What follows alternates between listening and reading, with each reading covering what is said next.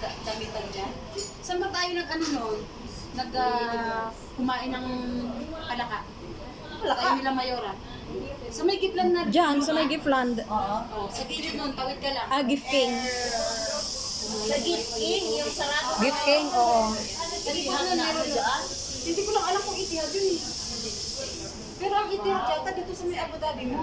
Dito sa kanya, 1 week na. Doon nila hindi na kasi ako nagdala ng mga bagay ko. Ay, inano na niya. Sila ano. Tapos ang ginagawa nila para sure na walang susunod sa'yo na lalaki. Kailangan sila din mag-book ng taxi. Nag-exercise na. Galing naman. Ba't ang labo? Malabo naman talaga ako. Hindi ako nga eh. Ba't May bagong cellphone, ba't hindi yun ang ginamit? I-try nyo dito yan. Hindi ko lang alam kung Etihad ko pwede Etihad. I-scan mo, may scanner mo. hindi yung ibig kong sabihin ba yung sa YouTube ko? Talaga, hindi na ko kunin dito doon sa Pinas. Idiin natin pa. Hindi, yung Gmail iba. Doon na, basta na-verify ko na yung aking visa. Okay na yung papel ko. Hindi na, nagpa-verify ako ng ano yung visa.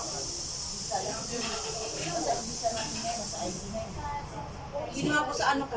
Buti ka mo, nasabi ni Mia. Kuhanin mo ika sa UAE pass mo.